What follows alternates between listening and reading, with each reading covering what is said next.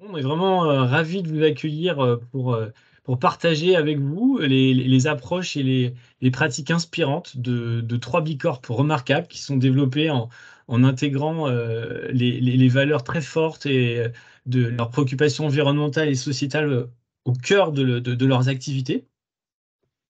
Alors, au programme, nous allons aborder dans un premier temps quels sont les facteurs clés d'une démarche ambitieuse. Claude vous expliquera et vous donnera quelques clés et quelques éléments très importants à suivre. En deuxième partie, qui sera la partie la plus riche, la plus dense, c'est la partie où on va pouvoir échanger et nos intervenants vont vous partager les actions qu'elles ont mises en œuvre à travers dans leurs entreprises respectives et de quelle manière elles ont mis en place des actions remarquables à travers les cinq piliers du BIA, du BISS, BIA Impact Assessment. Et puis en dernière partie, eh bien, ça sera l'occasion de voir de quelle manière elles envisagent voilà, quelles sont leurs visions, leurs objectifs pour aller plus loin, pour faire encore mieux. On est dans une approche toujours d'amélioration continue, donc ça sera l'occasion de partager quels sont leurs points pour la suite. Alors, pour commencer, eh bien, écoutez, je vais vous présenter les personnes qui sont avec nous aujourd'hui. Donc, on a Camille Baldwick de AirCop. Camille, je te laisse te présenter, peut-être parler brièvement de AirCop pour ceux qui ne connaissent pas. Oui, bien sûr. Bonjour à toutes et à tous. Merci beaucoup, Vincent et Altman, de nous avoir conviés à ces témoignages autour de cette table ronde, cette visio ronde. Du coup, moi, c'est Camille Balduic, je suis consultante et associée chez AirCop. AirCop, c'est une coopérative d'entrepreneurs. On accompagne les entreprises sur les sujets de la transition environnementale, sociale et sociétale de manière assez large, puisqu'en fait, on est des indépendants.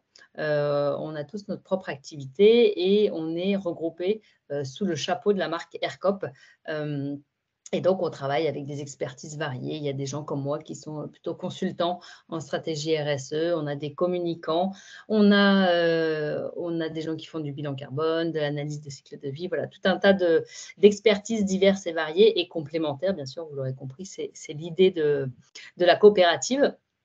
Et puis, par ailleurs, donc, c'est moi évidemment qui est le drapeau Bicorp dans l'entreprise et par ailleurs, parce que j'ai été totalement happée par le mouvement Bicorp, je fais aussi partie du pool de formateurs biformatrices, comme on nous appelle, et je dispense les formations B-Leader, donc c'est la formation à destination des personnes qui souhaitent en savoir un petit peu plus sur ce label et accompagner à leur tour des entreprises.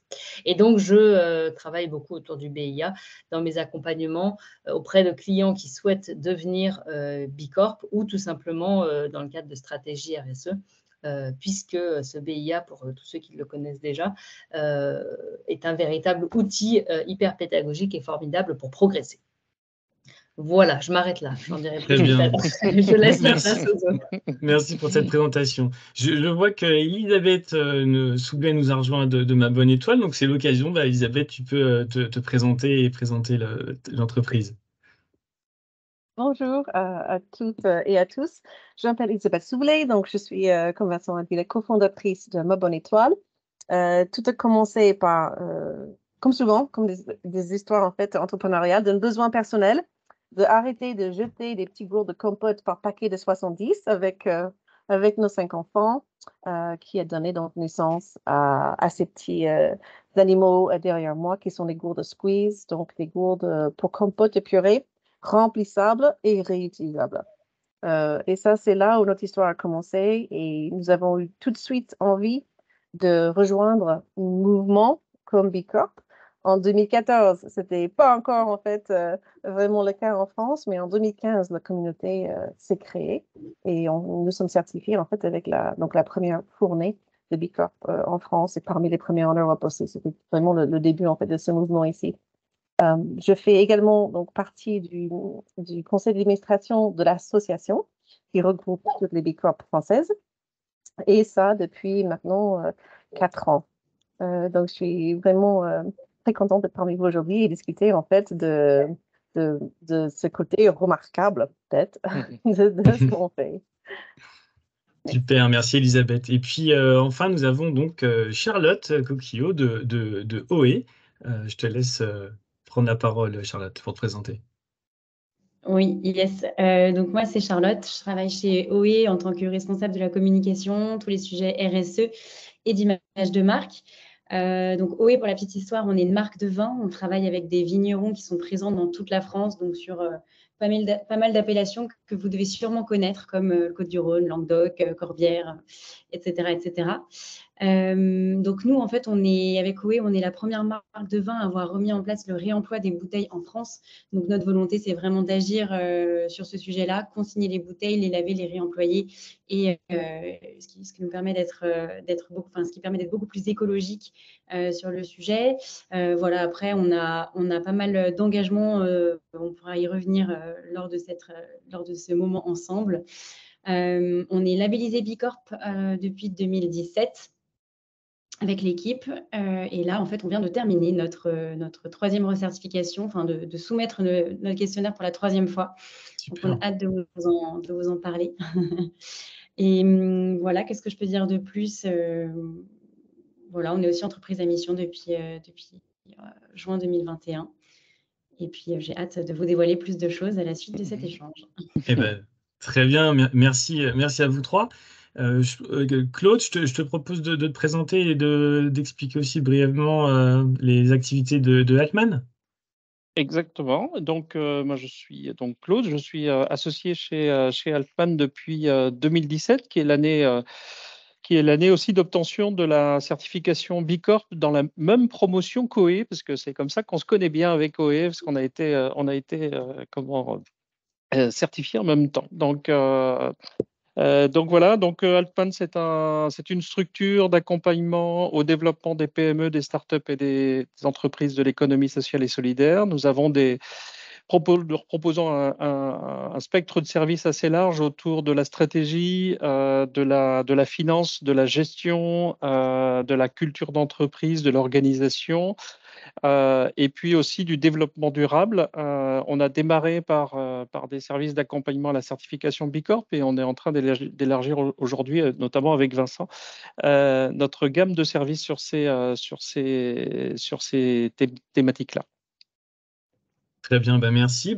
Et en effet, moi, je me présente, Vincent Barraud. J'ai rejoint l'équipe d'Altman sur l'aspect impact pour notamment développer tout ce qui est accompagnement à l'audit, la direction développement externalisé, toutes les actions qui sont liées au développement durable, voilà, d'une manière générale. Et aujourd'hui, nous allons donc dérouler toute cette table ronde ensemble. Voilà, eh bien merci. Donc pour commencer, du coup, Claude, tu peux nous parler des éléments clés, de facteurs clés de succès d'une démarche? Oui, alors quand on parle de transformation à impact, on parle de projets qui sont des projets d'envergure. Et je vais être assez rapide là-dessus, mais on a constaté en accompagnant ce type de projet qu'il y avait, pour qu'ils réussissent, il y a besoin de réunir d'un certain nombre de facteurs. Et ces facteurs, on les a finalement dénombrés autour de 5. Voilà. Le premier facteur qui est important, alors on pourrait y passer beaucoup de temps, je vais essayer d'être très bref. Le premier facteur qui est très important, c'est l'engagement des dirigeants. C'est-à-dire que finalement, une transformation à impact, c'est une transformation qui va, de toute façon, pour être efficace, doit être profonde de l'entreprise, de son business model. Et sans l'engagement des dirigeants sur ce type de projet, eh bien, on aboutit généralement à des résultats qui sont décevants du point de vue, de l'engagement. Donc, le premier facteur clé de succès, c'est un vrai engagement des dirigeants sur ces sujets pour que ça réussisse.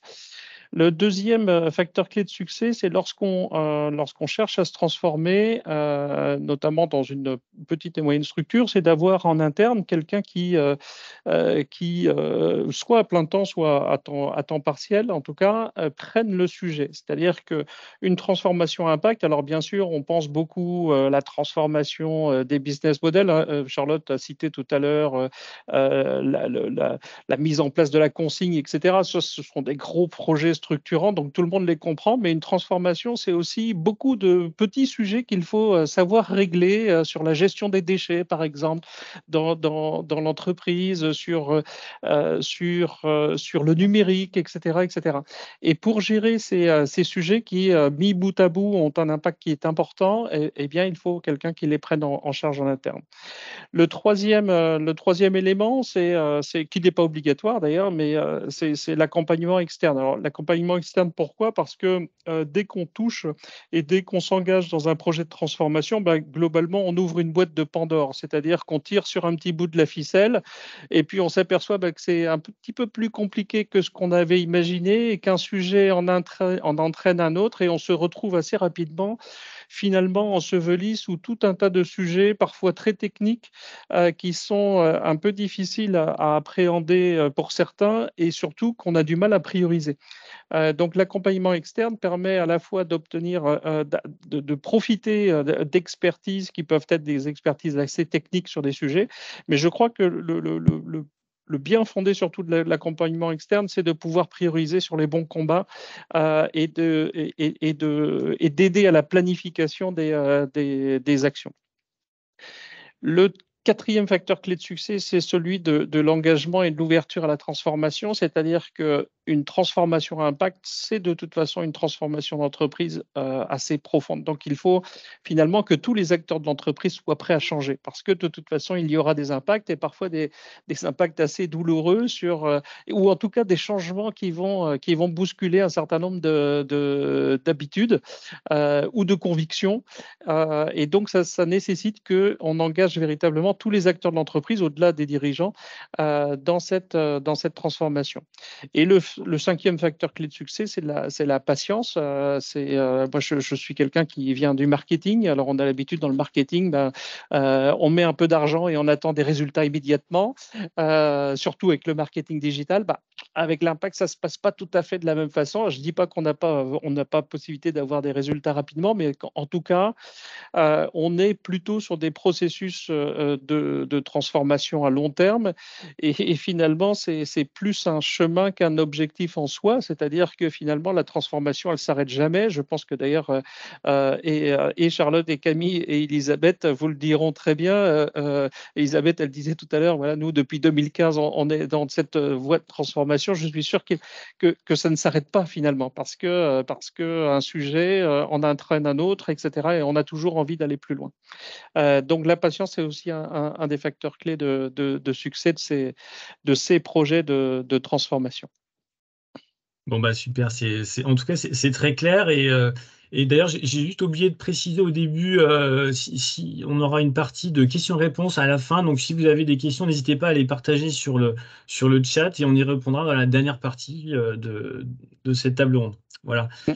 Alors, pour continuer, on va parler des piliers, donc des piliers de l'impact. Quels sont ces piliers? Donc, certains les connaissent, d'autres vont peut-être les découvrir. En fait, ce sont 5 grands domaines sur lesquels le questionnaire biais est construit pour évaluer la démarche de l'entreprise. D'une manière générale, ce sont les grandes thématiques que l'on va retrouver dans d'autres référentiels, hein, dès lors que l'on va évaluer la démarche de l'entreprise dans sa transformation vers un modèle plus vertueux. Ce sont des thématiques que l'on va retrouver. Donc, on parle de la gouvernance de l'entreprise, les collaborateurs, les collectivités, l'environnement et les clients. Voilà, ce sont des thématiques qu'on retrouve de manière parfois différente en fonction des référentiels, mais ce sont ces thèmes-là qui vont structurer tout le BI. Alors, c'est l'occasion aussi de cette table ronde et puis de parler des 5 piliers, de parler brièvement de l'évolution que certains d'entre vous ont peut-être entendu parler sur l'évolution du questionnaire du biais qui va évoluer vers plus d'exigence, hein.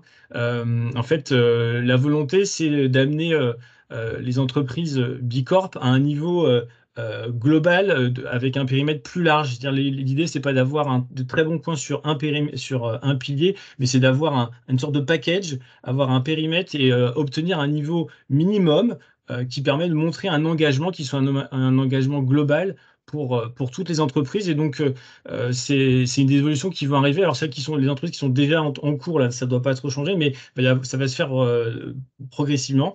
Et donc, ça va aller vers encore plus d'exigences. Alors, le premier des piliers, et donc on va rentrer dans les échanges avec nos intervenantes, eh bien, c'est la gouvernance. Alors, la gouvernance, ce qu'il faut voir dedans, l'objectif, c'est quoi? Ce qu'on veut, c'est voir de quelle manière l'entreprise va appliquer un processus de décision, de validation, en toute transparence et de manière sécurisée. Hein, c'est avant tout cette partie-là et faire travailler ces parties prenantes.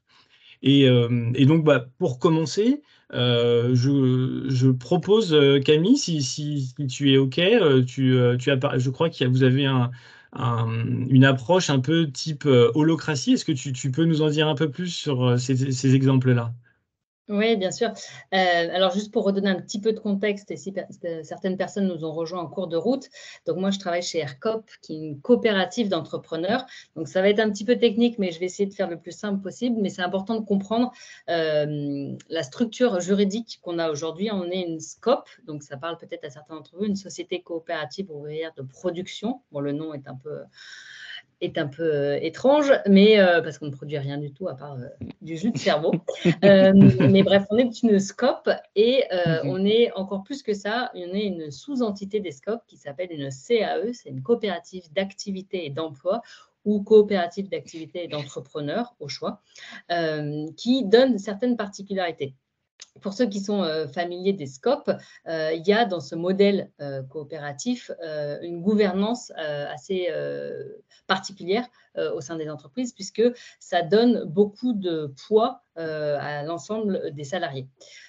Dans un modèle coopératif, en fait, il y a un principe clé qui est celui de la démocratie, et un associé, égale une voix, peu importe le nombre de parts qu'il possède. Donc, ce n'est pas relatif au pourcentage de parts sociales que chaque associé, ou on pourrait dire actionnaire, possède dans l'entreprise. Et en plus de ça, les salariés ont vocation à devenir associés. Il y a vraiment une volonté, en fait, dans ce type de structure, de faire en sorte que les salariés s'emparent aussi de la direction de l'entreprise et partagent tous les prises de décision au niveau stratégique.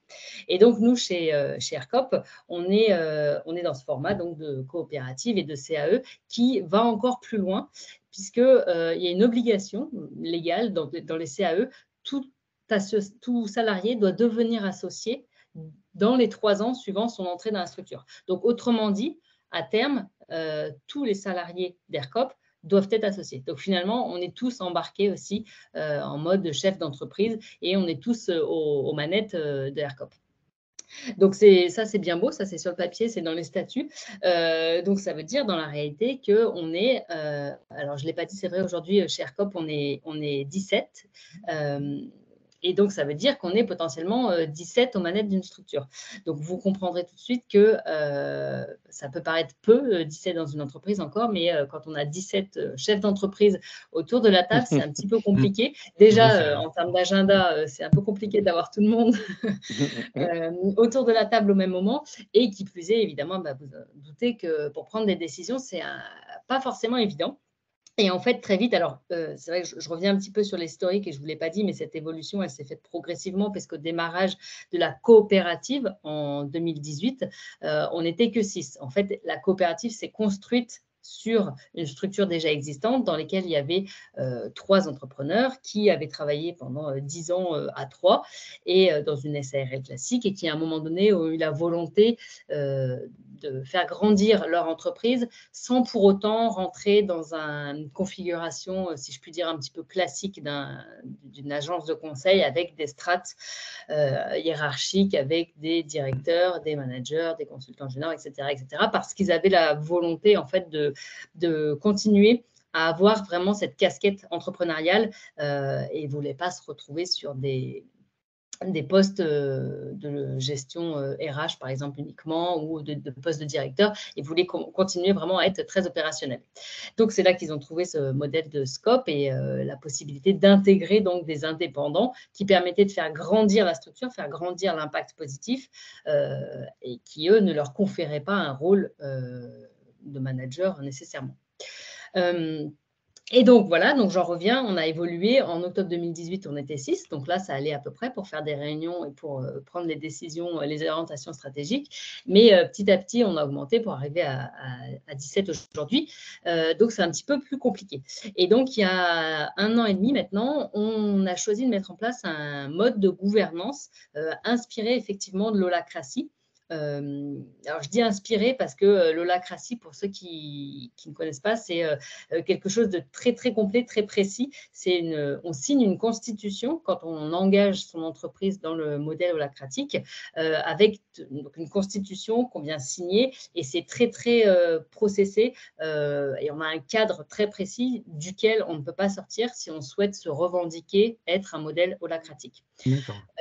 Nous, à notre échelle, c'était un petit peu trop contraint, entre guillemets, pour nous. Le cadre était un petit peu trop complet pour nous. Et on s'est saisi de certains principes de l'holacratie pour travailler notre gouvernance. Et c'est ça dont je vais vous parler plus précisément. Un des principes de l'holacratie, c'est un fonctionnement par cercle. C'est-à-dire qu'on vient nommer des cercles qui vont avoir des rôles et des actions à mettre en place, on pourrait dire des missions dans l'entreprise, très précis. Alors souvent, on retrouve des cercles du type le cercle ressources humaines, le cercle finance, le cercle développement économique. Libre à nous d'inventer les cercles que l'on souhaite, mais c'est comme ça qu'on vient structurer les différents cercles chez ERCOP. Et du coup, au sein de chaque cercle, on a fait appel à tous les coopérateurs pour demander qui voulait participer à quel cercle. Et c'est plutôt par affinité sur les différents sujets que chacun s'est emparé de cette casquette. Et d'ailleurs, on travaille aujourd'hui potentiellement sur plusieurs cercles au sein de la coopérative. Et chacun de ces cercles sont autonomes. Dans le jargon de l'holacratie, mais encore une fois, hein, nous, on utilise certaines choses, on n'a pas pris toute la valise, si vous voulez, mais dans le jargon de l'holacratie, on dit que les cercles ont toute autorité pour mener les projets et prendre des décisions. Et c'est en ça où vous avez compris, peut-être, ça facilite grandement la prise de décision, puisque au lieu de se retrouver à 17 à devoir prendre une décision, on se retrouve à 3, 4, 5 grand maximum, peut-être par cercle, pour prendre des décisions. Et donc, grâce à ça, on a appris, et ça c'était peut-être l'enjeu majeur de ce retour d'expérience, appris à déléguer. Parce qu'il y a eu une petite période pendant laquelle on était finalement 6, 10, puis 12 associés à décider globalement de tout le temps. Et depuis 1 an et demi, là, 2 ans, finalement, on ne se restreint chacun qu'à son périmètre. Et ce n'est pas facile. Je pense que si je dois partager aujourd'hui un retour d'expérience là-dessus, c'est qu'on a l'impression qu'on se dit bah, c'est super, on va gagner plein de temps et on va avoir des réunions beaucoup plus courtes et on va ressortir la tête moins pleine de tous ces échanges. Et c'est vrai. Et en même temps, c'est difficile parce qu'il faut accepter en fait de faire confiance et de déléguer à nos associés des décisions et d'accepter potentiellement des décisions qui n'auraient pas été les nôtres, mais qu'on doit accepter parce qu'on est en accord avec ces principes d'autonomie des cercles. Autonomie. D'accord, bon, bah, c'est super. J'imagine qu'il y aura peut-être des questions à la fin sur ce témoignage vraiment très intéressant. Du côté de OE, Charlotte, vous avez aussi, vous travaillez sur un modèle d'entreprise aussi un peu différent. Tu peux nous en parler un petit peu? Oui, avec plaisir. Donc déjà, pour répondre à la question d'Emmanuel qui a été posée, donc nous, on est 22 chez OE. Donc on n'est pas beaucoup non plus. Et effectivement, on travaille sur un nouveau modèle d'entreprise qui soit plus inclusif et plus transparent. Donc en fait, plus transparent, on a tous les salaires de l'équipe sont transparents, tout le monde connaît les niveaux de salaire de chacun, les possibilités d'évolution, etc. On participe, on a une revue sur tous les aspects financiers de l'entreprise aussi qui nous permettent à tous d'avoir une vision court, moyen et long terme sur les aspects financiers côté OE. Donc ça, c'est une première chose. Après, nous, un petit peu, à l'instar d'ERCOP, on travaille aussi sur en cercle, mais c'est peut-être sur d'autres thématiques effectivement. Mais par exemple, nous, on n'a pas d'RH en interne, et donc on a un cercle RH, on a un cercle bien-être, on a un cercle pour chercher nos nouveaux locaux, plein de petits cercles comme ça, un cercle finance, qui vont nous permettre justement de prendre des décisions aussi en interne, à peu près de la même façon qu'ERCOP. Voilà, après, nous, on aime beaucoup se dire que quand on travaille ensemble et que finalement la décision, on avance en équipe et du coup la décision, elle est prise de manière un peu commune pour avancer. Voilà, qu'est-ce que je peux dire de plus? On a aussi la vocation de créer un modèle d'entreprise qui soit joyeux. On a besoin de prendre soin les uns des autres et en fait, ça se ressent vraiment au sein même de l'entreprise. On a aussi, par exemple, signé le Parental Challenge. Donc, ça veut dire que voilà, après 17 h, on ne fait pas de réunion, on ne boucle pas de réunion, notamment aux jeunes parents, pour que tout le monde se sente inclus et bien dans l'entreprise. Tout à l'heure, je parlais aussi d'inclusion. Donc, on a intégré au sein même de l'équipe une personne en situation de handicap. Donc, au lieu de passer par des ESAT ou des entreprises partenaires, on a décidé d'internaliser ce sujet-là chez nous, qui n'est pas, c'est pas un sujet évident et pour autant, Oui, j'imagine. voilà, la personne qu'on a inclus dans l'équipe nous apprend tous les jours, nous a permis de consolider nos process, de construire des process aussi qu'on n'avait pas encore au tout début. Et aussi nous a permis de nous enrichir humainement parlant vraiment beaucoup. Voilà. Je sais pas si vous n'avez pas toutes les deux d'autres témoignages, et en tout cas c'est vraiment très intéressant d'avoir ces approches-là. Je vous propose de passer au pilier suivant, qui est le thème des collaborateurs, qui est un sujet très vaste et sur lequel il y a aussi énormément de choses à voir. Donc sur cette thématique-là, ce qu'il faut avoir en tête, c'est que l'objectif de cette thématique, c'est en fait de s'assurer que l'entreprise va mettre tout en place pour assurer le bien-être du collaborateur dans son entreprise, pour qu'il puisse s'épanouir, travailler vraiment dans les meilleures conditions. Et souvent, dans les sociétés Bicorp, il y a vraiment de très beaux exemples qu'on peut avoir. J'imagine et je sais que vous avez des exemples à nous partager. Et je crois que chez Camille, toi, chez ERCOP, vous avez justement vous travaillez sur la place que prend entre le travail et le perso, et que vous laissez de la place sur les projets, pour les projets perso, si je ne me trompe pas. Oui, oui, tout à fait, Vincent. Cette phrase-là, comment l'entreprise prend soin de ses collaborateurs, collaboratrices, elle fait beaucoup de sens dans la philosophie ERCOP. Donc, je reviens un peu sur l'historique, mais parce que c'est important. Les trois fondateurs, deux à la base, il y en a un qui a rejoint assez rapidement l'aventure d'ERCOP, donc qui s'appelait uniquement R avant de devenir une coopérative, avaient vraiment la volonté de créer une entreprise pour pouvoir y intégrer leurs activités, mais ont dès les débuts souhaité que cette entreprise soit vraiment un outil, un véhicule pour cette activité, mais qu'elle ne vienne pas non plus trop empiéter sur leur vie et justement qu'ils ne soient pas trop happés par tout ce que le développement d'une entreprise pourrait leur faire connaître. Et du coup, ils ont toujours mis en avant ça dans la philosophie ERCOP, et aujourd'hui, comment ça se traduit de manière très concrète. Donc, je suis obligée de vous expliquer un petit peu le fonctionnement de la coopérative. Je vous ai dit, on est des indépendants. Néanmoins, on mutualise un certain nombre de moyens et de ressources au sein d'ERCOP, de la coopérative. Et pour ce faire, on reverse tous une partie de notre chiffre d'affaires à la coopérative. Et on a mis en place, dans le cadre de ce système de compte, ça s'appelle la contribution coopérative, un plancher et un plafond. Donc, pour les activités qui ne généreraient pas de chiffre d'affaires, il y a quand même un plancher à fournir, puisque voilà, chaque entrepreneur coopérateur est un coût, entre guillemets, pour la coopérative. Et il y a aussi un plafond pour ne pas arriver à des contributions coopératives astronomiques si jamais l'un d'entre un chiffre d'affaires astronomique. Donc, ce plancher et ce plafond, il est modulé en fonction du statut qu'on occupe dans la coopérative. Et globalement, ce qu'on a souhaité faire, c'est que pour les associés, vous avez compris qu'on devient associé au bout d'un certain temps, donc il peut y avoir une période de notre vie coopérative où on n'est pas associé. Le plancher est un peu plus bas. Et on considère qu'à partir du moment où on est associé, globalement, notre activité est un peu plus assise et on a un plancher de contribution coopérative qui est plus élevé. En revanche, et c'est là où on a mis en place quelque chose un petit peu de particulier, donc ça, globalement, ce que je vous explique, c'est assez commun au sein des coopératives, des CAE. Là où peut-être on est un peu différenciant, c'est qu'on a en fait finalement souhaité abaisser ce plancher pour les associés qui seraient dans ce qu'on appelle chez nous un projet de vie. Alors, le nom vraiment peut-être retravaillé. On n'a pas fait un gros travail sur le nom de ça, mais ça veut dire par là ceux qui vont il va se passer quelque chose dans leur vie, quoi que ce soit, qui va entraîner une diminution de leur chiffre d'affaires dans l'année à venir. Et du coup, on leur permet de réaliser quand même ce projet. Alors, je vais donner des exemples, ça sera beaucoup plus concret, mais par exemple, un congé paternité, maternité ou parental.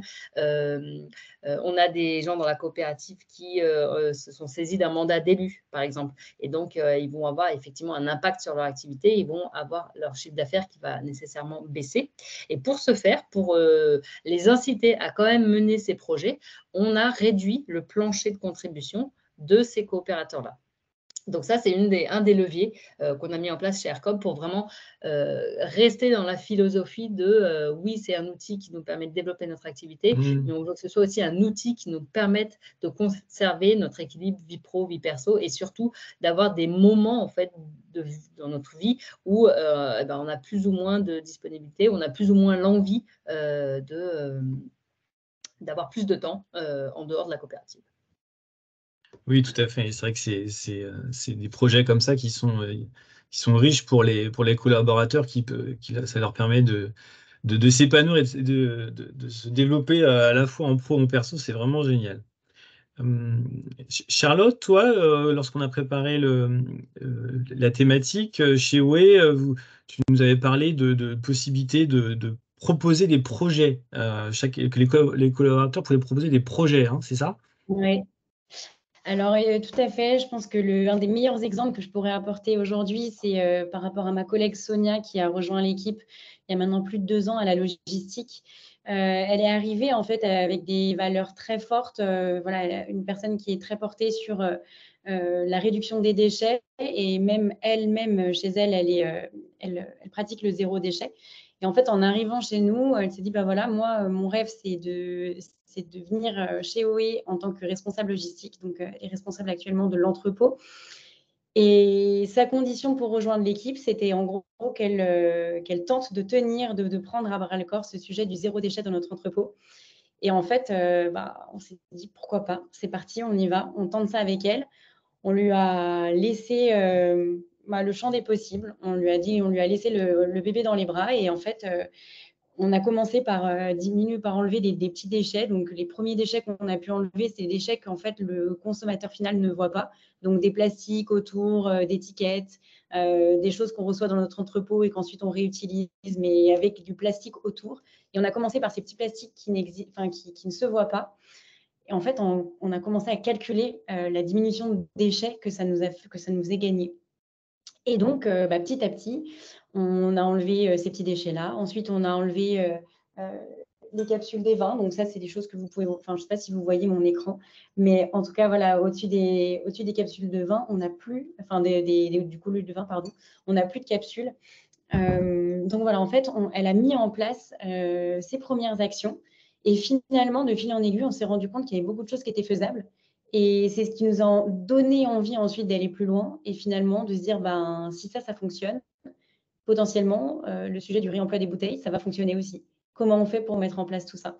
Et donc, dans notre entrepôt, maintenant, on reçoit des palox. Donc, des palox, en fait, c'est comme des palettes, sauf que c'est des structures en métal qui permettent de contenir nos bouteilles. Et donc, on transporte les bouteilles de notre embouteilleur à notre entrepôt dans des palox. Donc, il n'y a pas de déchets dans ces… Alors qu'une palette, pour vous donner un ordre d'idée, c'est 125 cartons, 35 mètres de film plastique, tout autant de scotch, etc. Tout ce qui se trouve autour d'une palette qui est vraiment terrible.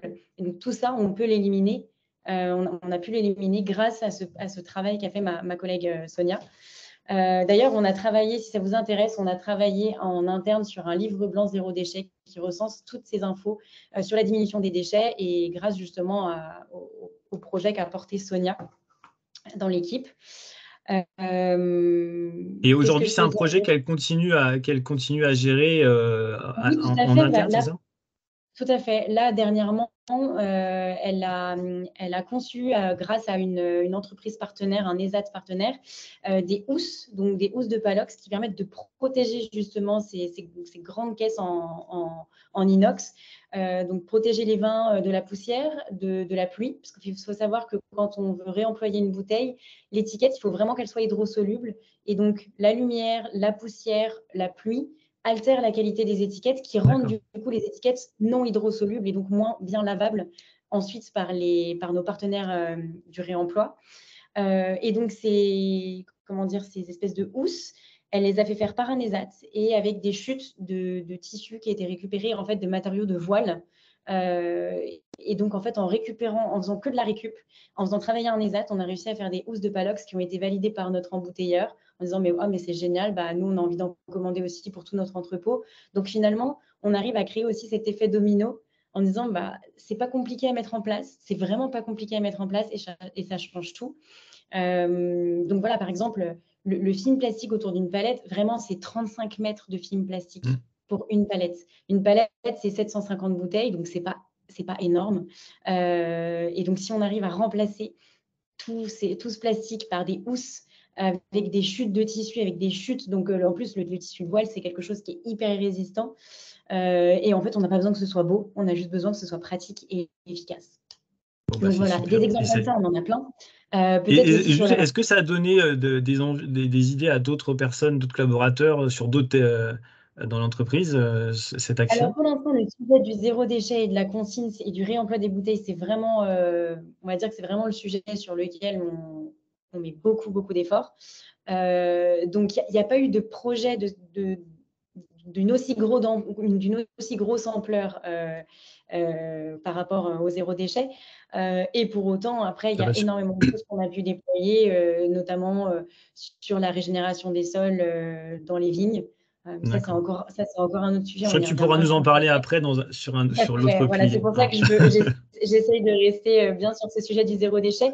Et pour autant, après, je pense que côté collaborateur aussi, on a tout l'aspect, toutes ces initiatives-là, en fait, nous ont donné envie avec l'équipe de venir, de prendre des parts dans l'entreprise.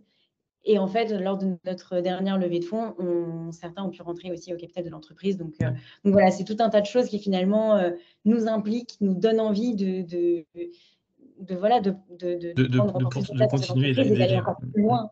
Exactement, et de continuer dans ce sens-là. Bon, Voilà. super. On va passer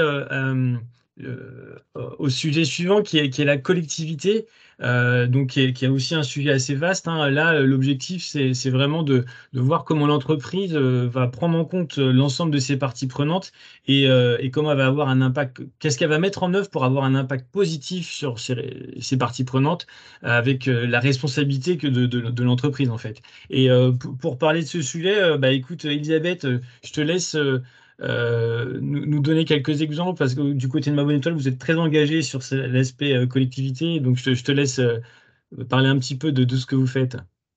Merci beaucoup. Oui, donc on est très engagé pour la collectivité dans le grand sens en fait du mot. Dans le BIA, donc le questionnaire B Corp, c'est dans le sens de communauté aussi, avec un S.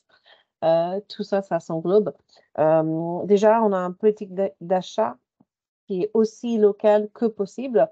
On fabrique donc nos petits gourdes en Suisse, mais le reste de nos produits en France. Donc, tout est vraiment très, très proche.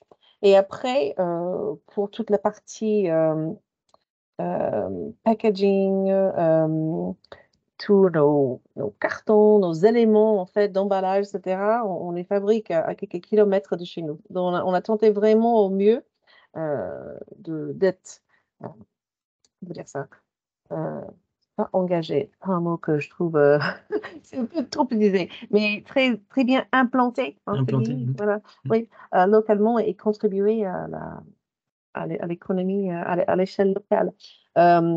Et ça veut dire aussi donc contribuer non seulement par nos achats, mais aussi par nos actions qui chez nous sont doubles. C'est à la fois donc une politique de partage du chiffre d'affaires et aussi toutes nos actions de plaidoyer et de bénévolat pour changer les règles de jeu, changer les habitudes, pour porter des messages sur leur réutilisation et l'importance de bien comprendre qu'il y a plusieurs, quelque part, économies circulaires et c'est pas tout pareil. Recyclage, réutilisation, c'est pas tout pareil. Charlotte, c'est bien. Et donc, on faudrait commencer par refuser et après réutiliser et puis tout en bas, on a recyclé parce que On ça recycle résout seulement rien. après. C'est juste, en fait, là, on parle de la gestion des déchets, pas de la réduction des déchets. Et c'est une très grande différence. Tout à fait. Voilà, donc nous avons pris grâce à notre première certification, la décision de partager 2% de nos chiffres d'affaires, pas de nos bénéfices, c'est pas pareil, n'est-ce pas? Pour soutenir des projets portés par des associations. Ça, c'est quelque chose quand même que je précise dans le contexte, dans un contexte international, en sachant que donc Bicorp est un mouvement international et l'importance de la philanthropie des entreprises varie beaucoup de pays en pays. Aux États-Unis, par exemple, il y a énormément de choses qu'en France sont des services sociaux, donc maintenus et donnés par l'État, qui aujourd'hui dépend totalement de la philanthropie privée. Et ça, c'est quand même quelque chose d'important à souligner. Donc, nous, on considère ce qu'on fait vraiment comme un investissement dans des projets voilà, qui méritent d'être portés, mais qui ne sont pas donnés, qui sont pas en fait, qui n'ont pas accès à des budgets d'État, puisque voilà, on a toujours une limite à tout. Donc, on soutient des projets notamment comme l'Association française de l'atrésie de l'ésophage. Donc, ce sont des enfants qui sont nés avec des malformations de l'ésophage et qui ont du mal à manger, à déglutir. Et vous pouvez imaginer que, justement, on s'est trouvé, puisque des parents, quand on a créé des squeezes, ont trouvé des squeezes très pratiques pour aider leurs enfants à manger avec moins d'angoisse et de stress, justement, parce que ça fait mal quand on avale. Donc là, la purée dans nos petits koalas, ça parfait. passait mieux. Ça passait mieux. Mais c'est une malformation qui est rare et donc qui n'obtient pas beaucoup de budget de l'État. Et pour nous, c'était quelque chose qui faisait sens, de dire, nous, on peut apporter, du coup, ce petit plus. On ne remplace pas des services guillemets nécessaires ou basiques, mais on amène ce petit plus pour avancer encore plus la question, en fait, d'équité et de justice dans la société.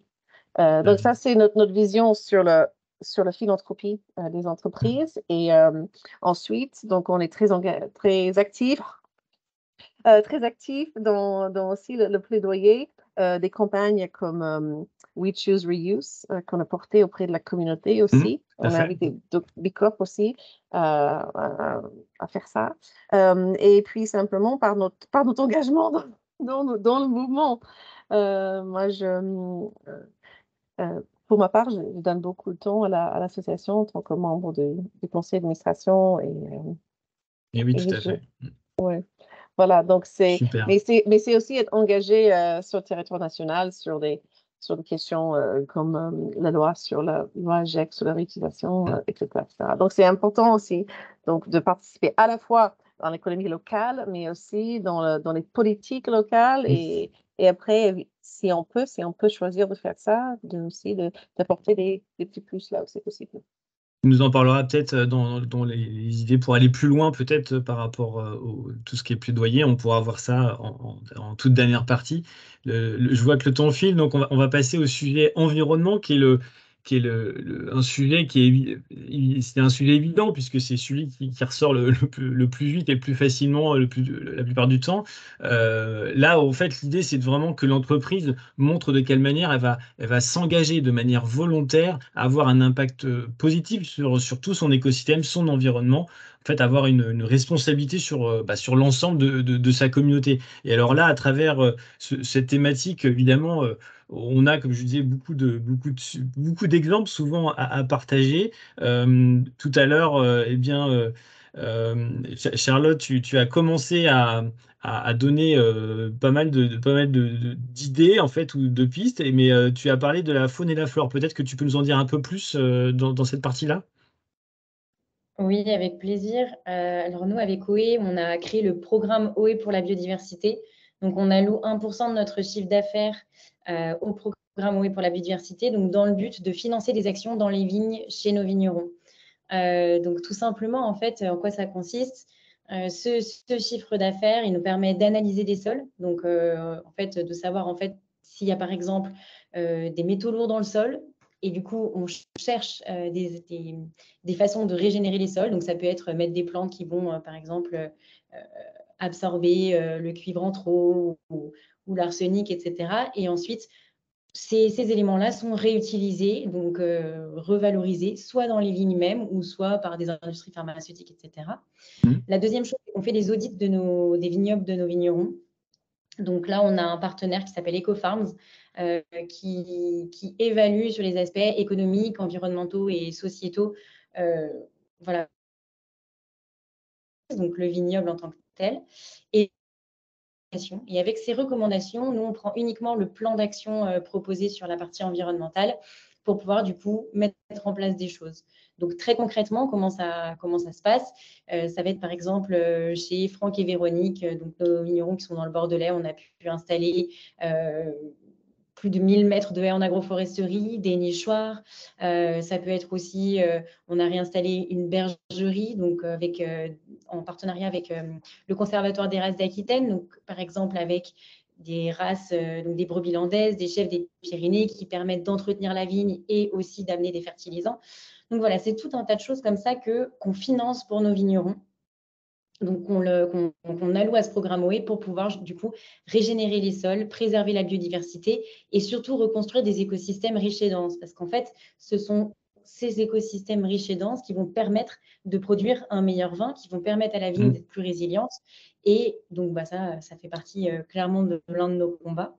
Voilà, donc ça, c'est pour la partie vraiment biodiversité en tant que telle.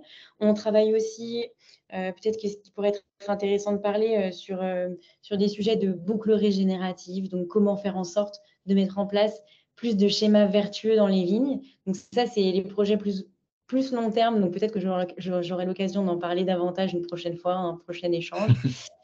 Si je commence à rentrer dans ce sujet, en plus, ça va être un petit peu long. Mais voilà, sur le sujet de la faune et de la flore, c'est vraiment ce qu'on met en place, le financement d'actions dans les vignes chez nos vignerons pour régénérer et préserver la biodiversité. Voilà. Bah, super. Oui, et puis sur les autres thématiques, tu avais déjà parlé, là, tu as parlé de tout ce qui était réduction des déchets avec toutes les actions que Sonia Oui. avait amenées. Alors, tout à fait, mais pas que. tu- Peut-être que je peux compléter très rapidement. Donc, en fait, tout à l'heure, je parlais donc de la réduction des déchets et notamment, je parlais de la réduction le fait qu'on ait enlevé la capsule. Il Oui, faut c'est à savoir que celle-là que je la pensais. Ouais. capsule, oui, voilà, donc la capsule, c'est 2 grammes de déchets. Donc c'est quelque chose, enfin c'est un complexe d'aluminium, de colle, de PVC. C'est pas du tout recyclable. Franchement, c'est la cata. Et sur le marché du vin en France en 2022, il y a 33 milliards de bouteilles qui ont été vendues. Donc si on fait le calcul et qu'on enlève 33 milliards de capsules sur les bouteilles, ça fait 70 000 tonnes de déchets. Donc moi, j'aime bien cette image qui permet vraiment de se rendre compte qu'en fait, une petite action n'est pas inutile. Donc en fait, c'est valable pour n'importe quoi, que ce soit pour la capsule, que ce soit pour une petite action du quotidien. Quand on se dit que ça ne sert à rien, en fait, ça ne sert pas à rien. Le tout, c'est que ce soit fait à grande échelle, quoi. Voilà. Et donc, tout ce travail autour de la réduction de la suppression des capsules, vraiment joue un rôle très important dans notre objectif de tendre vers du zéro déchet. Et après, peut-être qu'un autre élément que je trouve assez intéressant, c'est tout le réemploi des bouteilles. Là, du coup, Bien sûr. en faisant la recertification Bicorp, on a fait les calculs de ce qu'on avait évité en production et j'ai les chiffres sous les yeux. Donc, sur les 12 derniers mois, grâce à un réemploi, on a permis d'éviter 16,3 tonnes de verre, donc la production de 16,3 tonnes de verre, puisqu'en fait, les bouteilles ont été réemployées, donc Oui, la production n'a pas eu lieu. On a permis d'éviter l'utilisation de 20 millions de litres d'eau, parce que quand on produit une bouteille, il y a de l'eau, de l'électricité et énormément de choses Mm. qui sont générées. Et on a permis d'éviter de générer 11 000 tonnes de CO2. Donc, en fait, on est une petite boîte. On est encore sur des petits volumes. Mais donc, si on transpose ça à des grands Ouais, on groupes, imagine ce que ça si peut finalement donner. le Mm. réemploi devient légal, enfin devient pas légal, devient une obligation, en fait, on peut L'obligation, changer exactement. énormément de choses. Donc, juste le fait d'avoir vu ces chiffres en faisant Mm. en faisant notre recertification, ça nous a donné aussi énormément d'espoir sur toutes les choses qu'on met en place. Et aussi, c'est des choses que nous, on peut, qu'on a, comme j'en parlais tout à l'heure, hein, dans ce livre blanc sur le zéro déchet. Mm. On va faire une version 2 avec toute une partie sur le sujet du réemploi des bouteilles. Et en fait, on donne absolument tout, tous nos conseils, tout ce qu'on peut donner, on le donne dans ce livre blanc. Et tous les éléments qu'on peut partager, on les partage dans le but que tout le monde puisse avoir accès à ces informations, et du moins toutes les personnes pour qui le business est aussi lié avec ce qu'on fait. Et bien sûr, Voilà. bon, bah, c'est super, ces bonnes pratiques. Et en tout cas, si ça peut être partagé et que ça soit mis en Yes. place par d'autres, c'est parfait. Et du coup, je rebondis sur le côté zéro déchet et sur l'offre de produits que Ma Bonne Étoile vous proposez avec Squeeze et les différentes marques. Tu peux nous donner un peu plus de précision là-dessus, sur cette offre, Elisabeth? Oui, tout à fait, merci beaucoup. Donc, nous avons créé notre entreprise, notre projet sur l'idée d'éviter les déchets liés à l'usage unique, l'usage éphémère, en fait, des choses, euh, pour réduire les déchets à la source, comme on avait tous dit. Euh, Outre les gourdes de compote, nous avons aussi derrière moi une deuxième marque qui s'appelle Feel Good, où on a des lunchbox en matière végétale et des sacs pour les achats en pack, et maintenant aussi des gourdes pour eau ou liquide en verre incassable. C'était notre grande nouveauté dernièrement. Moi, je suis très fan en fait de bouteilles en verre, mais j'en ai cassé plusieurs. Donc, trouver quelque chose de vraiment costaud, c'était un challenge. Donc, on a toute une gamme en fait de produits qui aident tout le monde à passer à leur utilisation et aussi comprendre que c'est pas si difficile que ça. Parfois, on a l'impression que c'est beaucoup de travail. Mais finalement, remplir une squeeze, ça va assez vite et amener avec soi son propre pique-nique ou juste avoir un contenant super léger au bureau pour quand on veut aller chercher quelque chose à midi et leur donner en fait votre propre contenant. C'est des habitudes, mais ça se fait et ça fait éviter énormément de déchets qu'on calcule en tonnes ou en objets. Il faut savoir que les gourdes de compote, on en jette en France plus d'1 milliard par an. Énorme. C'est juste Mm. énorme. Mm, mm, mm. Bon, vous aidez à changer les habitudes des consommateurs et ça, c'est vraiment, ça fait partie du jeu, justement, c'est super. Et alors, la dernière partie, bah, c'est pas les consommateurs, mais c'est la partie qui concerne les clients, dans lequel on va avoir des consommateurs. Sur cette thématique, ce dernier pilier, c'est ce qu'on va rechercher à travers les référentiels, c'est de voir comment l'entreprise se construit et comment elle est impliquée dans son écosystème au sens large, et donc en intégrant aussi, évidemment, les clients avec une approche très partenariale. En fait, voilà, c'est comment elle entraîne toute sa communauté, y compris ses clients. Et sur ce point-là, donc, ce qui est intéressant, c'est de savoir comment ça se passe à vis-à-vis des clients. On reste avec Elisabeth sur le côté retour, justement, utilisateur sur les produits utilisés. Est-ce que tu as des partages à nous faire sur les feedbacks clients, par exemple? Oui, on tente comme beaucoup en fait d'entreprises qui créent des produits d'être proches de nos utilisateurs. On est présent sur tous les réseaux sociaux, on répond à tous les messages et on œuvre aussi pour donner des opportunités pour avoir des contacts humains. Donc, on participe à des événements comme le Salon Baby, où on pose des questions, on demande si les personnes présentes ont du temps pour qu'on leur pose des questions, pour qu'on puisse vraiment raconter des expériences. Et ça,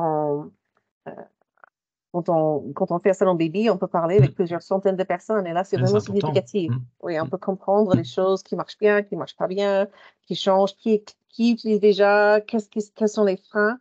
C'est super important pour nous de comprendre comment nos produits sont utilisés dans la vraie vie. On a toujours en fait son idée de comment on utilise, comment on devrait utiliser ces produits. Et après, on découvre que une personne, en fait, elle trouve que la meilleure chose, en fait, pour ce contenant, en fait, c'est ce ketchup maison. Bon, je n'étais pas là. Donc, ketchup maison dans une squeeze, génial. Bon. C'est important de donner ces opportunités de communication. D'accord, bah, merci. Si on reste sur le pilier des clients, Claude, est-ce que tu peux nous parler de la manière dont avec Altman, bah, vous soutenez les organisations à but spécifique, qui est un point précis sur le biais? Ah, on n'a plus Claude? Voilà. Je Ah, pense que ça va être mieux. Oui, on juste en t'entend mieux. préambule, en fait, vous avez compris, hein, Altman, c'est une société de conseil, en fait. Donc, lorsqu'on parle avec des gens qui font les mêmes métiers que nous, bah, généralement, ce qu'ils nous disent, ils nous disent, bah, voilà, on veut bien être exemplaire, mais qu'est-ce qu'on peut faire, nous? Parce que finalement, on ne produit pas beaucoup de déchets, on n'a pas beaucoup d'impact, etc., etc. Et effectivement, le gros de notre activité à nous chez Altman, c'est de la finance. Enfin, c'est du conseil financier, c'est du contrôle de gestion, c'est de la direction externalisée, de la direction financière externalisée, c'est de la stratégie, c'est du conseil en management. Et en fait, on a résolu un peu cette équation, nous, et aussi un peu en marchant, en se disant qu'on allait aussi, en tout cas sur une partie de nos clients, s'adresser à des gens qui, eux, sont engagés. Alors, je vais vous donner un exemple très concret. On est, par exemple, assez bien implanté auprès des entreprises de l'économie sociale et solidaire, mais pas que, d'entreprises aussi qui sont plus classiques et qui sont spécialisées dans la gestion des déchets. Et la gestion des déchets, donc ce sont des entreprises qui sont classées à but spécifique, hein, c'est-à-dire que le but qu'elles poursuivent, certaines sont d'ailleurs entreprises à mission, certaines sont des entreprises de l'économie sociale et solidaire. Le but qu'elles poursuivent, c'est vraiment la gestion et la valorisation des déchets. Et ces entreprises, en fait, ce sont des entreprises qui connaissent des équilibres économiques extrêmement périlleux, hein. Pour gagner sa vie sur la valorisation des déchets, il faut traiter des volumes énormes, il faut être en maîtrise totale de ces chaînes à la fois d'approvisionnement et de valorisation, etc., etc. Et donc, nous avons développé, nous, notre activité, enfin en tout cas une partie de notre activité auprès de ces clients qui eux-mêmes poursuivent un but spécifique. C'est-à-dire que finalement, notre engagement, c'est un peu un engagement par procuration. On vient apporter une compétence très particulière et très technique à ces entreprises qui manquent de ces compétences en interne, mais ce sont bien elles qui vont avoir un impact, l'impact en tout cas, l'impact le plus positif sur les communautés. Donc c'est bien ça en fait les entreprises à but spécifique. Et par ailleurs, on est amené aussi à accompagner certains projets qui peuvent être des projets associatifs ou qui peuvent être des projets vraiment très naissants. En pro bono, alors ça sort un peu du spectre client, parce que par définition, en pro bono, il n'y a pas de chiffre d'affaires, donc, on accompagne comme ça des associations, dont une qu'Elisabeth connaît bien, qui lutte contre la pollution plastique. Et ce sont souvent des organisations qui, justement, ont besoin de ressources sur des compétences de finance, de gestion, etc., qui ne sont pas leur spécialité généralement. On a accompagné aussi, il y a très peu de temps, un projet qui s'appelle, d'ailleurs, qui est un beau projet autour, à côté des châteaux de la Loire, qui s'appelle la Grange Savoir-Faire, qui est un endroit, une espèce d'écolieu qui aide les gens à se réapproprier les savoir-faire notamment de cuisine, de cueillette, etc., etc. Donc voilà, et on accompagne donc de façon assez continue maintenant ce type d'organisation. Voilà. Et c'est comme ça aussi, parce que c'est important, parce qu'autour de la table, et parmi les participants, il y a certainement des entreprises qui n'ont pas on va dire, qui ne produisent pas, qui sont purement des entreprises de services, et c'est pas toujours facile de trouver des façons d'agir. Et lorsqu'on prend la peine de chercher et de voir ce qu'on peut apporter comme service, mais peut-être à d'autres qui, eux, ont un engagement, et ont des impacts qui sont plus importants que les nôtres, eh bien, c'est permis de démultiplier, l'impact qu'on peut avoir. Voilà, ça c'est un témoignage important, mais il n'y a pas d'entreprise qui ne peuvent pas faire grand-chose. Vous voyez c'est ça que je veux faire passer comme message, même quand on est très éloigné a priori des sujets du développement durable, eh bien, on peut y aller quand même parce qu'on peut apporter une pierre parfois très très importante à l'édifice. Voilà. Oui, tout à fait. En se posant un peu en concertation, on arrive toujours à trouver de quelle manière on peut aider, collaborer et avoir une approche très positive. Bah, merci, merci Claude pour ça. Voilà, donc vous avez vu, on a fait le tour des 5 piliers avec des témoignages vraiment très riches, très intéressants sur lesquels on a envie de s'appuyer. Vous pouvez prendre, vous avez sûrement peut-être des questions que vous pourrez poser à la fin. Après cette partie-là, et ben justement le après. Et donc aujourd'hui, les trois bicorps qui sont avec nous sont très engagés avec vous l'avez vu à travers les différents témoignages, des choses qui vont très très loin dans les implications et avec les parties prenantes, les collectivités. Mais c'est pas pour autant qu'on s'arrête là. Et donc vous avez tous des projets pour continuer, pour poursuivre. Et l'idée de cette dernière partie, c'est justement de nous donner un peu de quelques idées, peut-être qui pourront nous inspirer pour la suite. Alors, je vous propose, Camille, peut-être, est-ce que tu veux commencer et nous donner quelques pistes de là où vous voulez aller pour après? Oui, tout à fait. Pour l'éclairer via le prisme Bicorp, donc nous, on a pour les connaisseurs un modèle d'affaires à impact entre guillemets particulier qu'on retrouve au travers du référentiel Bicorp qui s'appelle amélioration de l'impact, puisqu'on accompagne nos clients à améliorer leur impact, soit sociétal, environnemental ou social. Pour aller plus loin, nous, ce qu'on a envie de faire, c'est d'apprendre à mieux mesurer, en fait, finalement, après nos prestations, l'impact qu'on a su apporter à nos clients. Aujourd'hui, c'est quelque chose qu'on a du mal à faire en toute transparence. On a des questionnaires de satisfaction, mais qui tournent plutôt autour de la satisfaction de l'accompagnement qu'on a fourni, de comment s'est déroulée la prestation, etc. etc. Mais on n'a pas réussi à aller plus loin et à avoir un véritable retour en quelque sorte, un ROI de l'impact sur nos projets. Et c'est quelque chose qui je pense, inhérent, peut-être Claude pourra Oui, bien rebondir sûr. là-dessus, mais qui est inhérent à toutes les agences de conseil, de pouvoir mieux mesurer son impact pour savoir vraiment concrètement si nos prestations sont à la hauteur de ce qu'on prétend.